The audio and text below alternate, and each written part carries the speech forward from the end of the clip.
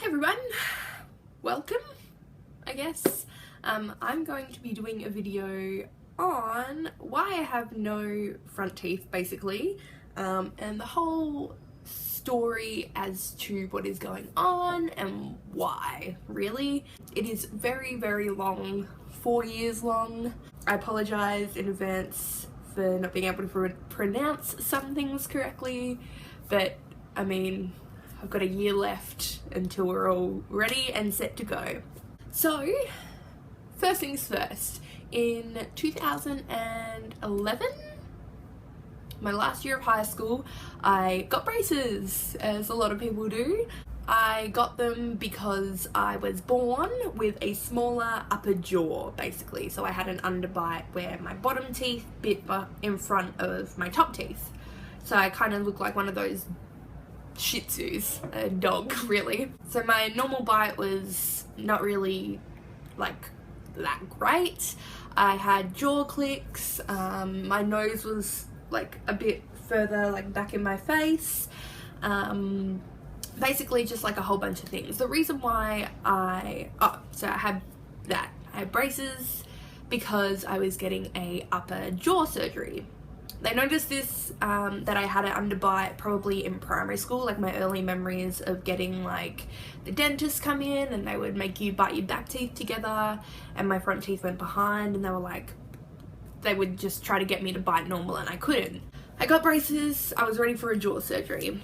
I had my jaw surgery on the 24th of January 2012. And I had my braces on for 6 months. So my teeth were straight and perfectly fine. The braces were there to obviously reinforce and keep your teeth together when they take your top jaw away from your skull, I guess. It's a horrible way to put it, but that is what they do. It is a upper maxillofacial jaw surgery. I don't know, I can't remember all the medical terms, it's been so long. So I had that done. Cool, went in, I was so nervous, I was 17 at the time and like freaking out, but I got it done. Woke up in probably the worst pain imaginable. It was very, very painful to wake up from, but I was fine, I was happy, my face had completely changed. I noticed straight away, my mum noticed straight away. I think I might have a few pictures I'll insert throughout this video as well, so you can see like my before photos and during surgery and recovery and all that sort of stuff. Okay, so I woke up and my doctors had told me that the surgery went fine. They just wanted to monitor me, all that sort of stuff they tell you once you've come out from a major surgery, really. I was in my surgery for 5 hours. I came out at 5 p.m. I was only meant to be in for 3 hours, so my mum was freaking out, but all good. I came out at 5 o'clock in the afternoon and I saw my surgeon and my doctor, who I've been speaking with this whole time, at 12 o'clock at night because he had other surgeries, obviously. So I saw my surgeon and he was explaining to me what had happened. So basically straight after surgery they noticed that the gum in the right side of my mouth, obviously where my teeth are at the moment, or this side, had shrunk back, so it was all exposed jawbone, really. Nothing to be worried about, apparently. I was fine with that. I was drugged up, so cool. They kept coming in throughout the night. My nurses kept an eye on me and they were obviously I had to wear an oxygen mask overnight because they wanted to like increase the oxygen into my blood, which helps healing.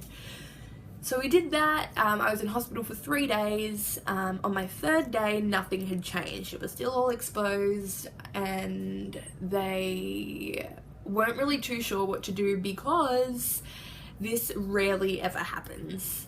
Rarely being there have been 4 people in the country, in Australia, who's had this happen. I was the 4th. So, cool.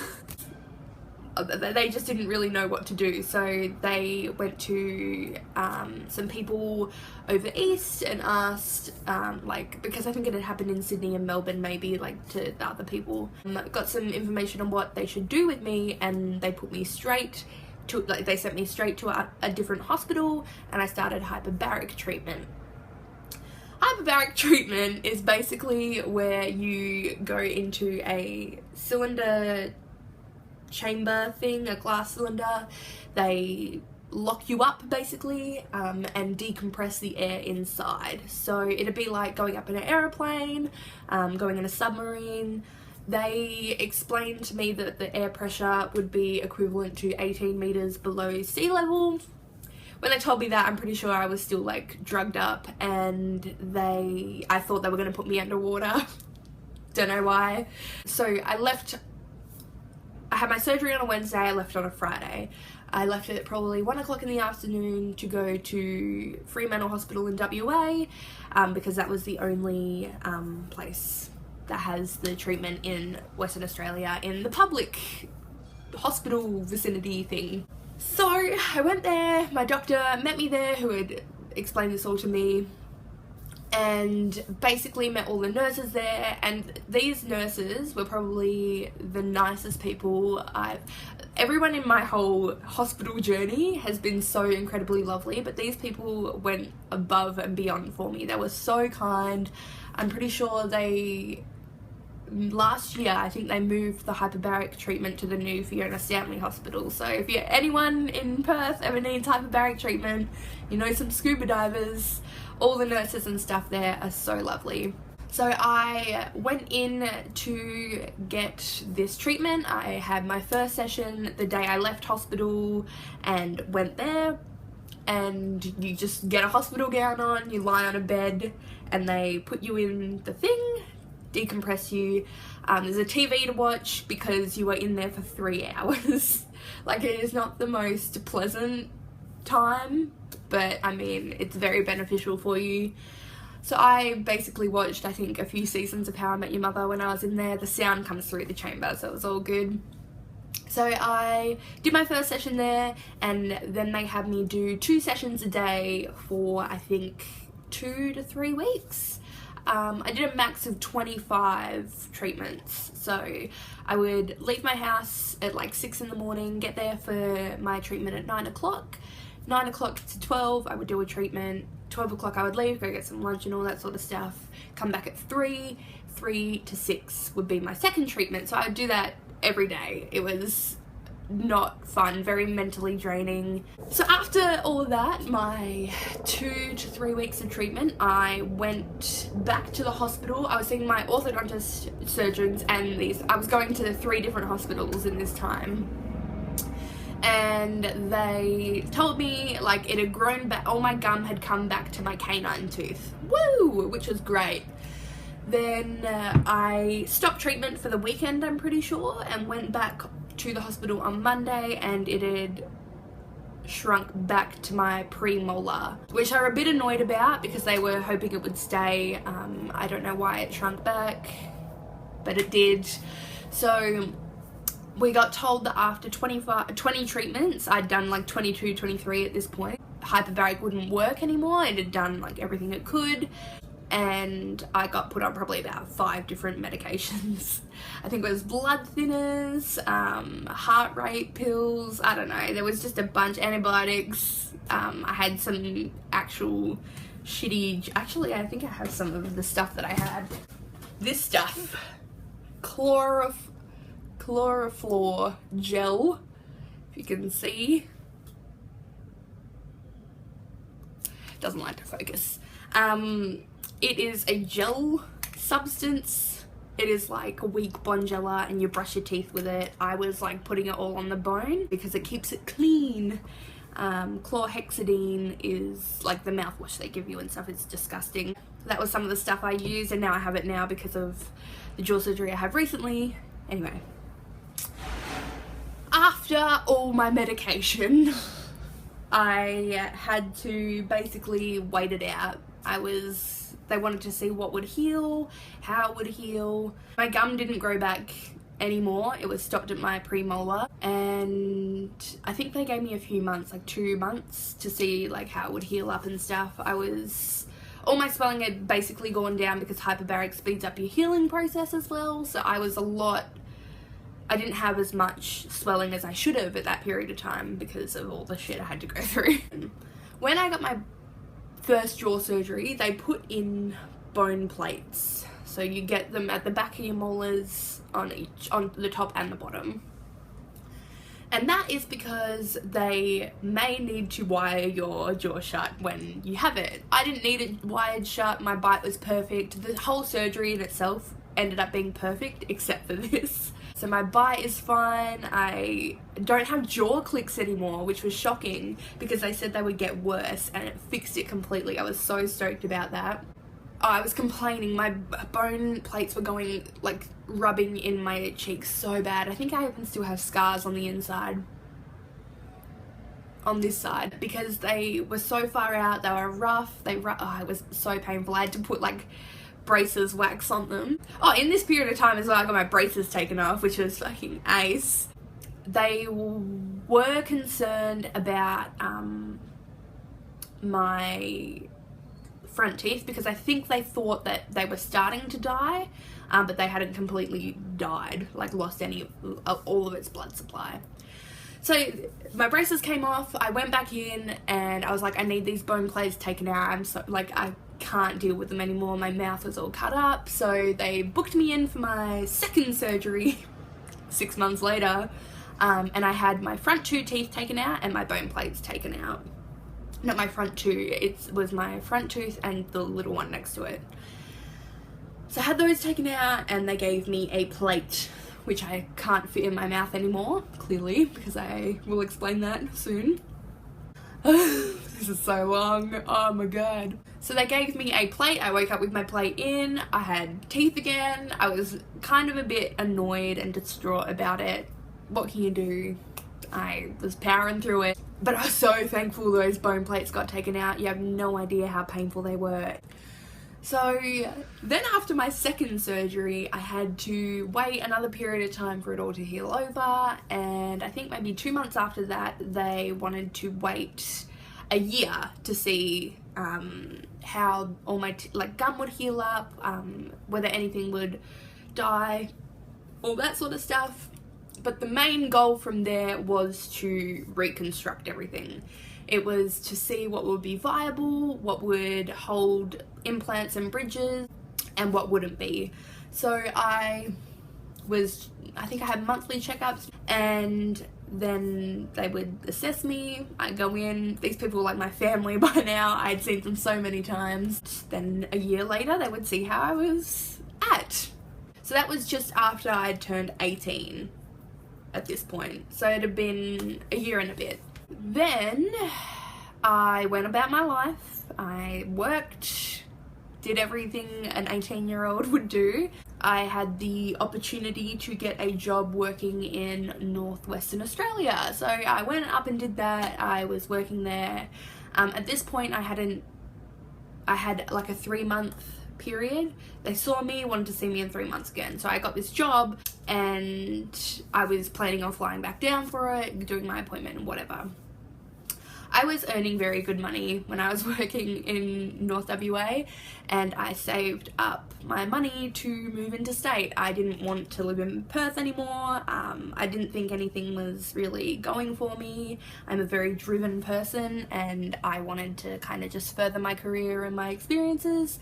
So I saved up my money and moved to Melbourne, which is where I am now, where I live. I love it. I've been here for 2 and a bit years. And that kind of threw a whole spanner in the works, I'm pretty sure. It put my plan for this on hold for about a year. During my whole time in Perth and dealing with my doctors, they were always associating with the doctors here in Melbourne. I think I had explained to them before that I was planning on moving, but I didn't know when. I wanted to move within the year, and I moved very fast to Melbourne.